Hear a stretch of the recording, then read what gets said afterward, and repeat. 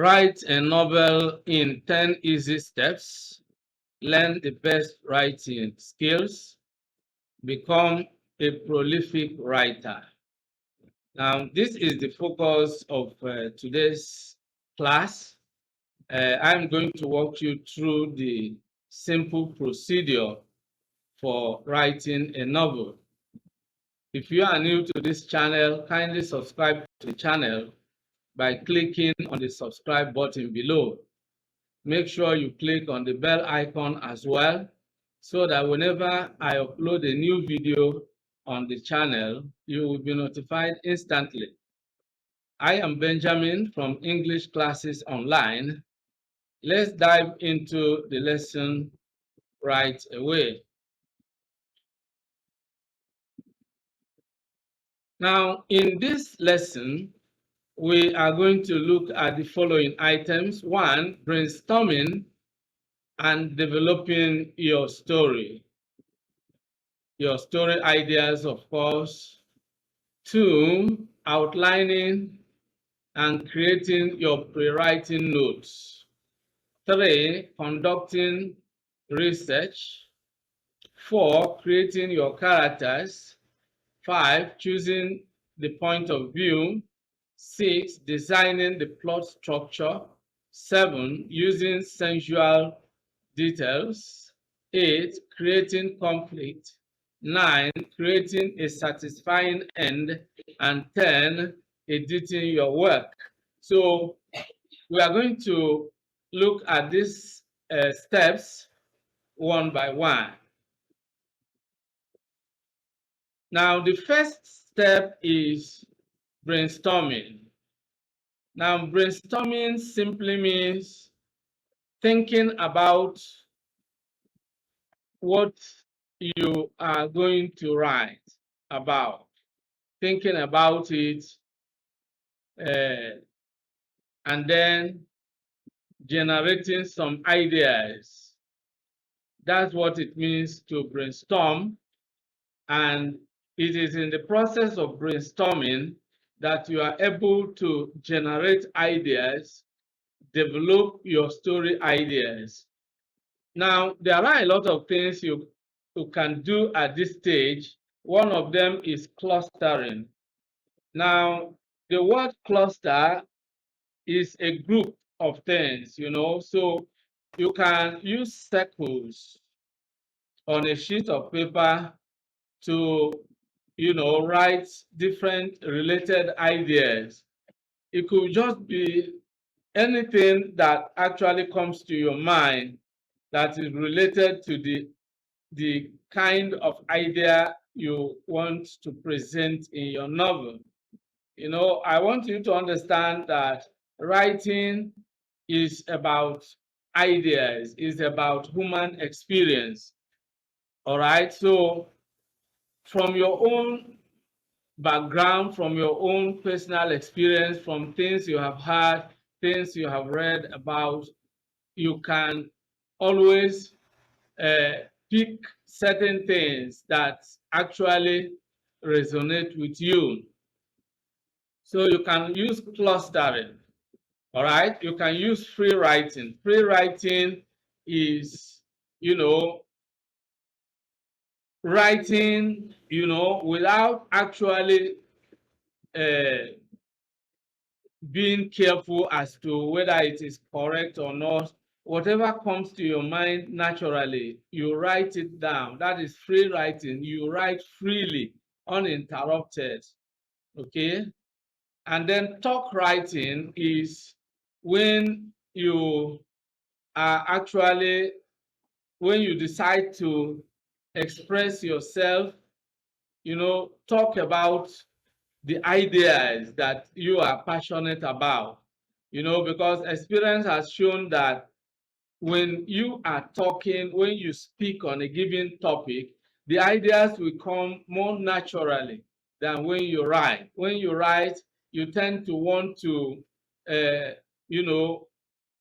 make your ideas perfect. When you speak spontaneously. You can write spontaneously, actually, but speaking tends to, enable you to come up with more ideas. So talk writing. And then all these, you can pick anyone that you find easier to do, and then you come up with a winning story idea. Choose an idea you are most passionate about. This is just the bottom line. The images I put here are images of the novels I have written, you know. Now, look at this. My first novel is titled The Widow and the Wolf. So you can see the concept is about a widow, all right, and the kind of the plight of the widow and the plight of the girl child, you know. So that idea appealed to me because when I was growing up as a young man, I had some experience with, people being maltreated because they were widows, okay? And the kind of situation, so that actually uh, was what I was moved to discuss in this novel. So it could be idea about anything, but it must be about human experience. My second novel was All That Glitters Is Not Gold, and it is about the adolescent uh, age, young people growing up, they tend to make a lot of mistakes because they base their actions on youthful lusts. So that's exactly what All That Glitters Is Not Gold discuss. So you can come up with any idea, but it must be something that has to do with human experience. Then the mysterious survivor is one of them, and is the story of uh, kidnapped victims, So it's really based on things happening within the society. Okay, then the explosive secret is another one, and the ghost worker. I'm going to leave the links to these novels in case you are interested in grabbing a copy of any of them. If you want to become a prolific writer, you must also be a voracious reader.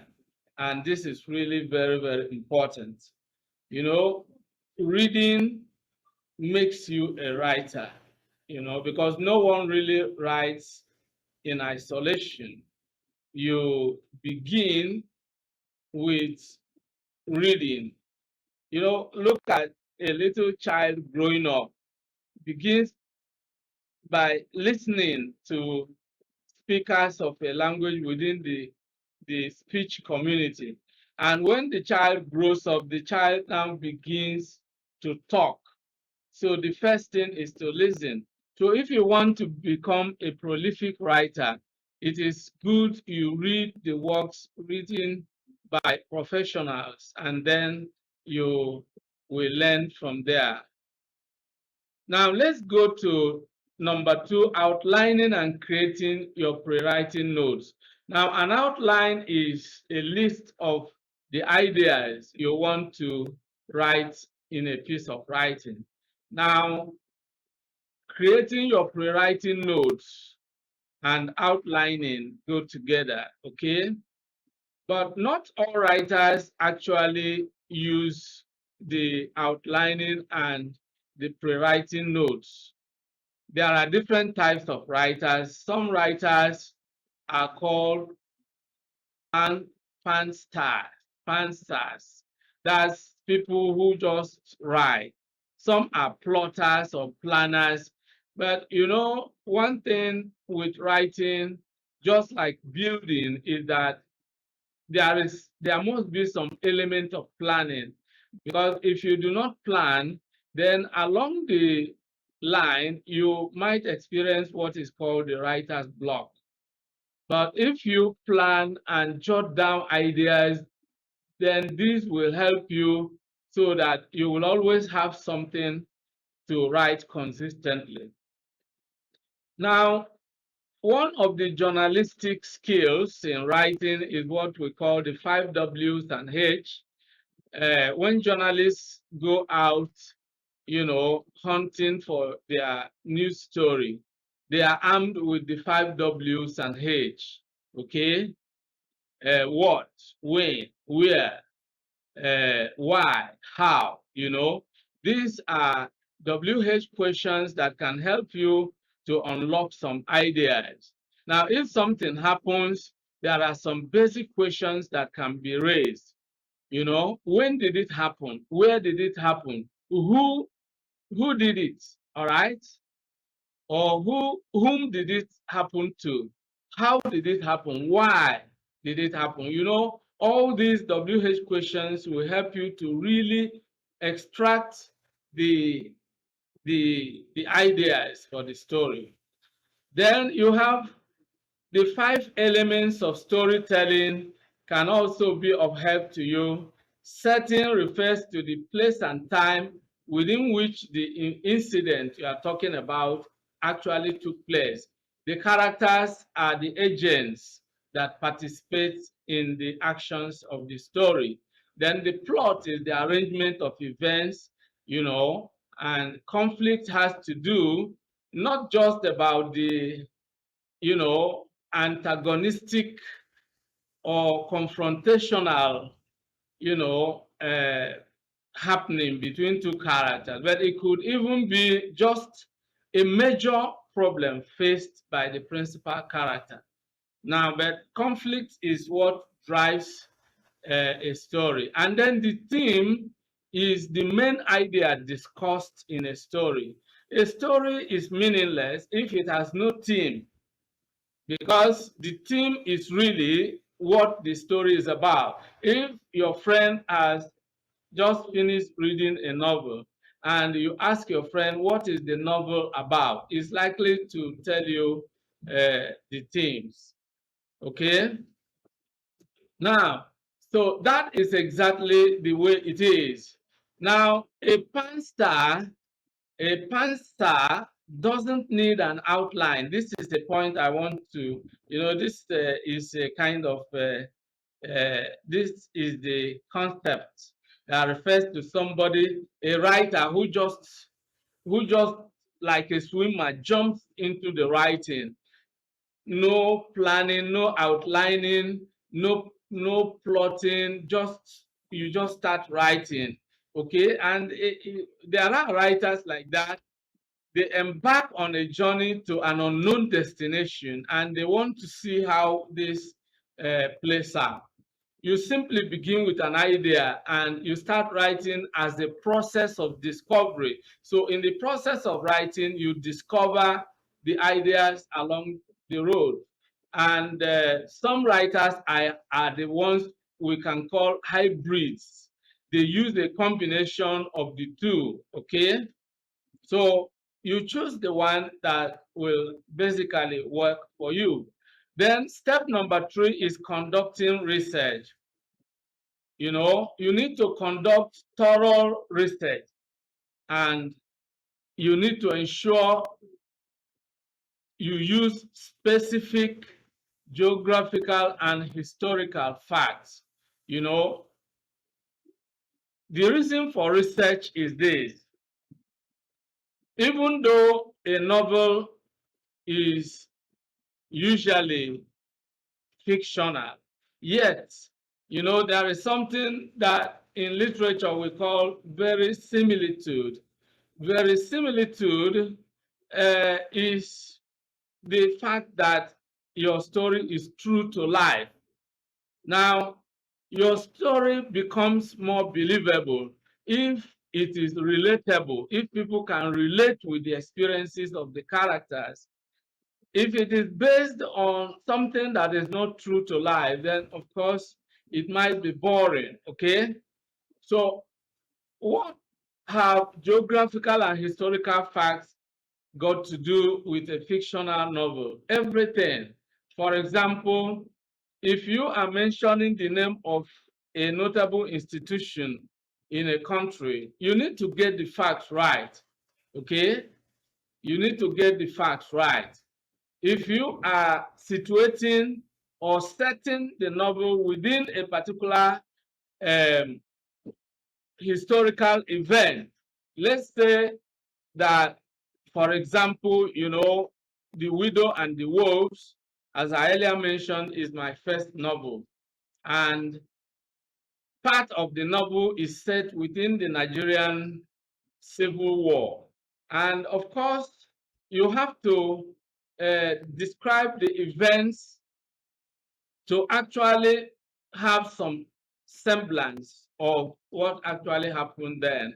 And the things that happen within that historical period should not be different from what you discuss in the novel. So those facts are important, okay? Because that is what is going to make your story believable. Step number 4, creating your characters. You need to create unforgettable characters, characters that your readers can believe, you know. Now, how do you do this? You are describing a human being, and then uh, you need to be a very keen observer. So you'll be able to describe uh, the mannerisms of a living character, a living person, because characterization has to do with presenting your characters or describing them with a view to making them believable. For example, if you are describing a woman of a certain age or a married woman, you have to describe the character that actually exists. Okay, so and that is really what makes it interesting. So you can also observe what happens in real life situations, and then you bring in your observations into your description, and this is very important. Now, when you read stories that are based on real life experiences, they are so fascinating. The reader can relate with the experience of the character. Probably the reader has passed through the particular incident that is being described in a particular part of the novel. And that is what makes it really interesting. Okay. Now, step number 5, choosing the point of view. There is a typo here, so you can take note. Choosing the point of view. Now, point of view has to do with the angle or the perspective from which you tell a particular story. Now, when you have different characters in your story, you might choose a particular character, and it is through the eyes and the mind of that character that you will be narrating the story.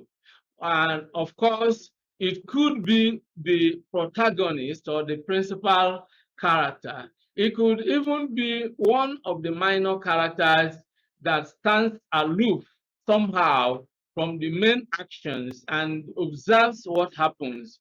Okay? But sometimes you could tell the story from what we call the omniscient point of view. When you read a novel where the narrator is like God. God who knows everything. So when you find a narrator story, you know, talking about even what happens in the dreams of characters, what happens in their secret places, that's what we call the omniscient point of view.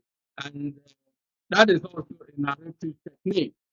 Now, your point of view You need to pick your point of view character. Okay? That is very important. And then decide which of your characters to use as perspective character. It could be first person, third person, or second person. You know, second person is rare. Second person is when, you know, you use the second person uh, pronoun, and you are hardly you find a novel where the narrator is talking to you. You did this, you did that. Well, increasingly you can find such novels, but most of the time it has always been either the first person point of view or the third person point of view. For example, in my first novel, The Widow and the Wolves, I used the third person point of view. And then, but of course, in um, in searching for roots, I used a combination of points of view. You will find first person point of view. You will also find the third person point of view. In the mysterious survival, it is purely the first person point of view. Now, first person point of view is a kind of story that is really touching because the narrator is telling the story from the angle of personal experience. And of course, when you read a story like that, you become emotionally involved. For example, uh, in one of the schools that I taught, one of my students got emotionally involved. After reading The Mysterious Survivor, he walked up to me and he wanted to know. And he wanted to know, who did this thing happen to? He felt so touched by that he came asking. And it's also about the same novel that somebody, an unknown, an unknown reader, gave me a call directly and was asking me questions.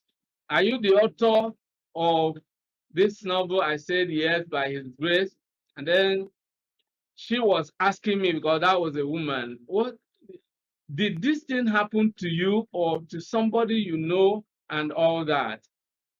So before a reader could call on the phone and make such inquiries, that person must have been, touched by the experience narrated in the story. Okay, so that's what the first person point of view does most of the time. Now, let's now move on to step number 6. Okay, step number 6, designing the plot structure. You need to decide the plot structure of your novel, and you need to decide whether to use the linear or the episodic. Linear is straightforward. You tell the story in a chronological manner. For example, if you want to narrate a story about how you spent the day, you can begin with when you woke up early in the morning and what you did from that point until the end of the day. That's the linear plot. But if you use the episodic plot, then you could begin the story from the middle, okay? And then from there, you use flashback back to the things that happened earlier. Now, what this means is that you could choose to begin the story chronologically, okay? Now, you find kind of chronological presentation in biographies and autobiographies, okay? And so the story begins with when the author or the character was born, and so on and so forth. Or you may tell the story in media res. What we mean by media res is you start in the middle of the action, okay? And many novels are like that, or in the middle of things. So you have to design the plot structure, decide how to begin the story. Each of them has its advantages. Okay. Then step number 7, using sensual details. You know, the word sensual is derived from sense. So use sensual details to engage your readers' imagination. This is very important. You know, in a novel, you want to show what happened rather than telling. You it's more important than it's more important to show. It's more effective, more interesting to show the incident than to tell. For example, you know, to tell, you can simply describe a character as tall.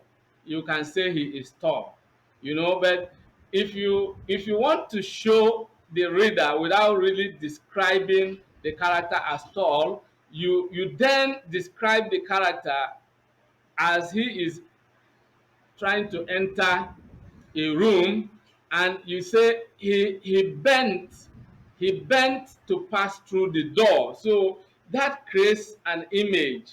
This character is so tall that, you know, the door that everybody passes, you know, normally, he has to bend, you know, to pass through the door. So without telling you that this person is tall, the writer has shown you practically that he is tall. So in most cases, to use sensual details, such descriptions appeal to the senses. Okay, you want to describe an accident and you want to show that people died. Okay, now you want to show exactly, you know, someone's head, the head was severed from the body and blood was gushing out like a river. I mean, when you present that kind of scene, you really capture the reader emotionally because you create some images, and that is a very powerful way of presenting your narration. Now, step number 8, creating conflict. Conflict is what drives a story. Now, you need to create conflict. It is the engine of fiction. All right? You make your hero's predicament appear hopeless. You know, the more serious the conflict in a story, the more the reader is in a suspense, you know, always wanting to know what is going to happen next to this character. And that is actually what makes the reader to want to read more. So creating conflict is a very important way of making your novel very, very fascinating. Step number 9, creating a satisfying ending. Now, the ending of a novel is very, very important because the ending has to be satisfying. You know, for the reader to be satisfied with the outcome, how the conflict has been resolved. You know, as I earlier mentioned, when you create a conflict, it is this conflict that actually drives the plot. Let's assume that the principal character is involved in a life-threatening situation. The reader wants to know how this is going to be resolved. Is it going to take the life of the character, or is the character going to survive this situation? So you need to create a satisfying ending. Poetic justice is, you know, the concept of making sure that every character is adequately rewarded with the appropriate reward, that justice is done. every story has to have some moral lesson. You cannot deliberately reward a criminal, with good reward, because you will be conveying the message that, well, if people go out committing crime, they may even get a good reward in the process. So these are things that constitute a satisfying end. Write a fully satisfying ending. This is really important. Okay. And then the last step is editing your work. That is step 10. Correct errors of grammar, spelling, and punctuation. Then reconstruct sentences, okay, to express your ideas where necessary with greater clarity. So these are things that you can do. When you write a novel, sometimes you may give it to a professional editor to help you edit the work. And this is an important aspect. Editing is an important part of publishing, because editing is not just dealing with the typographical errors, but also making some very important inputs, sometimes restructuring the story and making some inputs to enrich the quality of the story. Okay, so this is where we draw the curtain on today's video. I look forward to seeing you in the next class. Goodbye for now and remain blessed. Many thanks for watching today's video. A big thank you to all of you out there for being part of today's episode. I hope you enjoyed the video. If you did, kindly subscribe to this channel.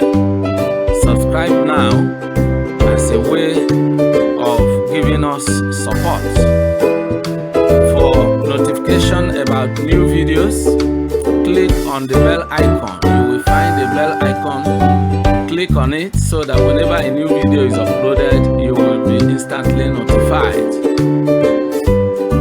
If you have actually enjoyed the video, like and share the video with your friends and relatives. This is very important. If you have any comments, leave your comments below. Any questions, any suggestions, we would gladly receive them and respond promptly and positively to them. See you in the next video. I look forward to always seeing you in the new video. Thank you and remain blessed.